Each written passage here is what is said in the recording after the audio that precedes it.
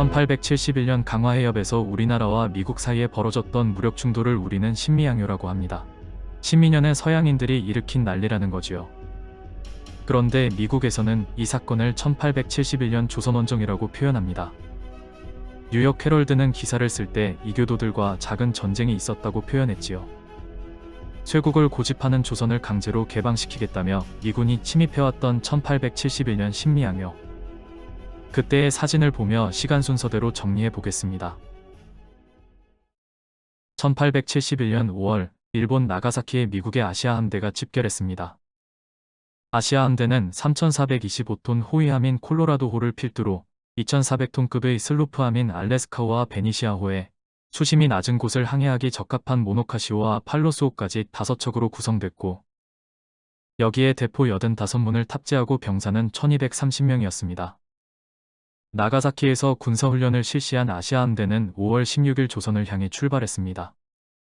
이때 종군 기자로 함께 온 펠리체 베아토는 이탈리아 출신의 영국 사진가로 인도의 세포의 항쟁과 2차 아편전쟁도 촬영한 적이 있지요.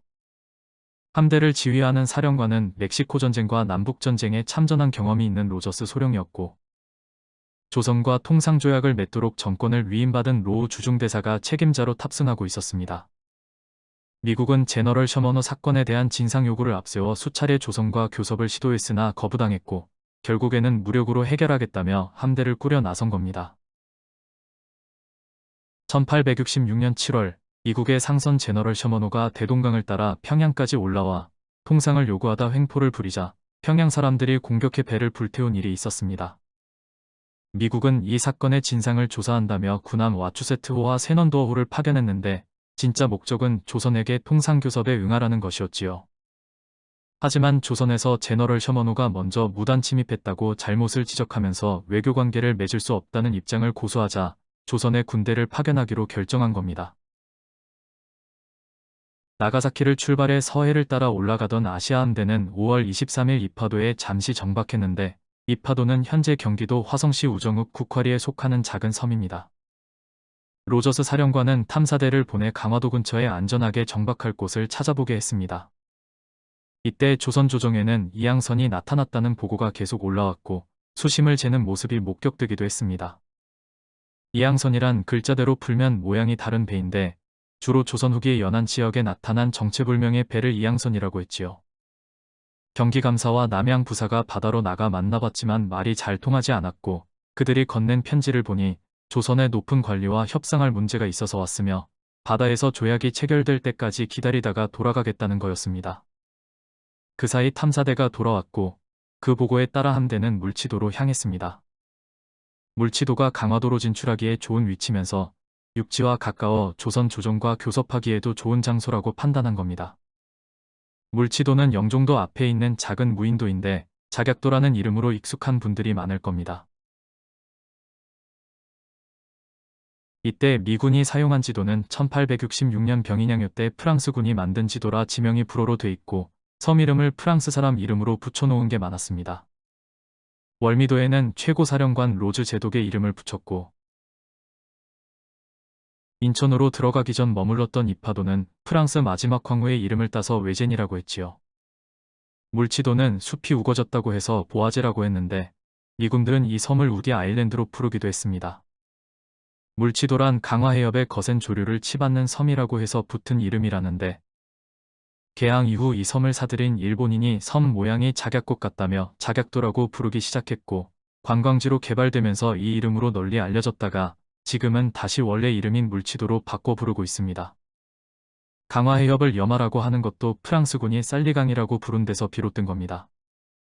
김포와 강화도 사이 해협이 좁고 길다 보니 강처럼 보여서 소금강이라고 한 거지요.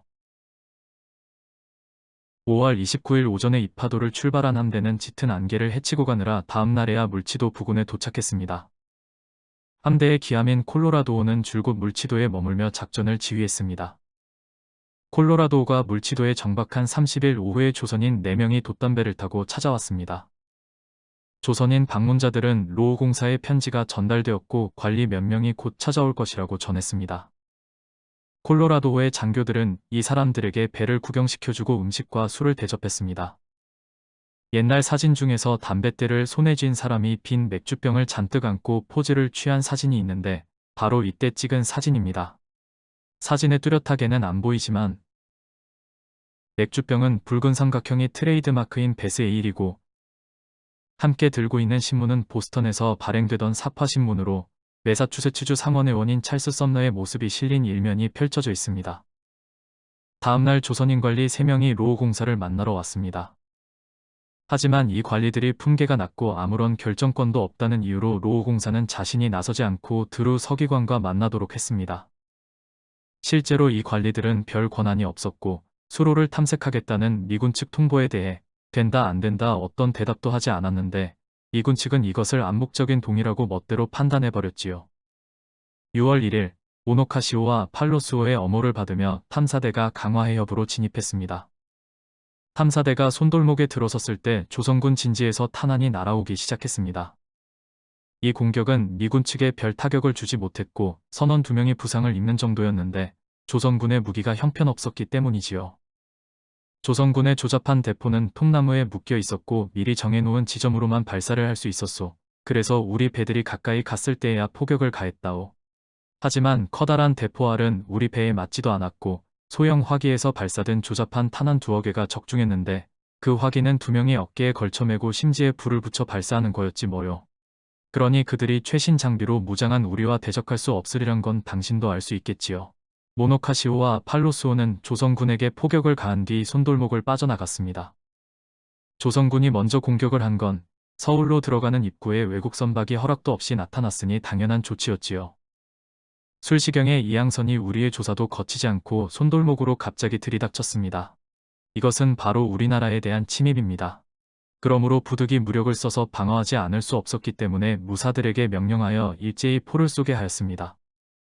그런데도 로저스 사령관은 조선 정부에게 열흘 이내에 사과하지 않으면 무장 보복을 하겠다는 전가를 보냈습니다. 조선 측에서 교섭에 나선 부평부사 이기조는 제너럴 셔머너 사건은 미국 측이 자초한 일이고 미국과는 우호관계를 맺을 의사가 없다며 미국의 호전적인 태도를 비난했습니다. 미국 측에서는 드루 서기관 명의로 서신을 보냈는데 만남을 거부하는 조선의 태도를 비난하면서 현재 출동한 5척 말고도 중국과 일본 연안에 정박해 있는 대규모 함대가 파견될 수도 있다고 으름장을 놓았습니다. 양측은 전혀 입장 차이를 좁히지 못했고 6월 10일이 되자 미군이 공격에 나섰습니다. 모노카시오는 콜로라도호에 있던 대포를 옮겨 실어 화력을 증강시켰고 조선군 진지에 대한 함포 사격을 주로 맡았습니다. 팔로스오는 상륙작전에 투입될 병사들을 태운 기정과 보트 22척을 예인했습니다. 상륙부대 인원은 육전부대와 포병대를 합쳐 651명이었지요. 강화해협 서안의 최남단 요새 초지진에 모노카시오가 포격을 가했습니다. 조선군의 반격이 예상보다 거세기는 했지만 2시간 동안 맹렬하게 함포 사격을 가하자 조선군이 달아나기 시작했고 미군은 전투 없이 오후 4시경 초지돔대를 점령했지요. 모노카시오는 전진하며 다음 요새에 포격을 가했고 진흙퍼를 건너느라 지친 미군 병사들은 초지진에 머물렀습니다. 그날 밤 자정쯤 조선군이 미군들을 기습 공격했지만 별 타격을 주지 못하고 곡사포 공격에 흩어져 버렸습니다. 초지돔대를 파괴한 미군은 덕진진으로 향했습니다. 새벽부터 모노카시오에서 덕진포대에 맹렬하게 포격을 재개했고 조선군은 전투 한번 제대로 못해보고 오전 7시 30분 진지를 내주고 말았지요. 덕진돈대의 대포들은 모두 장전돼 있었는데 미군들 눈에는 그저 우스꽝스러운 조각들로 보였다고 합니다. 덕진돈대의 시설들을 파괴한 미군은 강화해협 서쪽을 따라 광성보로 진격했습니다. 조선군이 매복 공격을 해서 교전이 벌어지기도 했지만 수병들이 끌고 간 곡사포를 쏘자 흩어졌습니다. 가파른 언덕 위 광성보에는 사령관이 주둔한 본부임을 알리는 숫자기가 펄럭였습니다. 이때 광성보에서 병사들을 지휘한 장수는 열흘 전 진무중군으로 임명받은 어제연이었지요. 광성보는 앞선 요새들에 비해 훨씬 강력했고 신미양요 중 가장 격렬한 전투가 벌어졌습니다. 먼저 조선군과 미군 사이에 포격이 오갔고 잠시 포격이 멈춘 새 미군들이 손돌목돈대로 돌격했습니다. 조선군은 포를 쏴서 다가오는 적들을 저지하려 했지만 대포의 각도를 조절할 수 없어서 포탄이 대부분 미군들 머리 위로 지나가 버렸습니다. 그러자 조선군은 돌을 던지며 맞섰지요. 조선군은 치열하고 용맹하게 싸웠지만 낡은 무기로 대항하는 데는 한계가 있었습니다. 조선군 중 일부는 몇 색이나 낡은 화승총을 사용하는 지경이었는데 장전할 시간조차 부족해지자 총을 던져버리고 검과 창을 든 채 맞섰습니다. 요새 안에서 치열한 백병전이 벌어졌는데 조선군 검은 약해서 미군의 검과 부딪히면 구부러져 버리곤 했습니다. 조선군들은 그야말로 죽을 힘을 다해 싸웠고 그 누구도 항복하지 않았습니다. 무기가 없는 사람은 흙을 집어 적군의 얼굴에 던지기도 했지요. 하지만 목숨을 건 치열함도 엄청난 화력 차이를 이길 수는 없었고 결국 손돌목돈대는 함락되고 말았습니다. 사령관 어제현 장군은 백병전 도중에 미 해병 도어티 일병이 쏜 총에 맞아 전사했습니다. 이 전투로 조선군 350명이 전사했고 20명 정도가 포로로 잡혔는데 대부분 부상병이었습니다.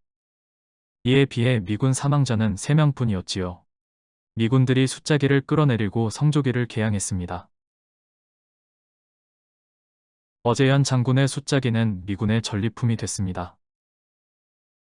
포획한 장군기 앞에서 기념 촬영을 한 이 군인들은 명예훈장까지 받았다지요.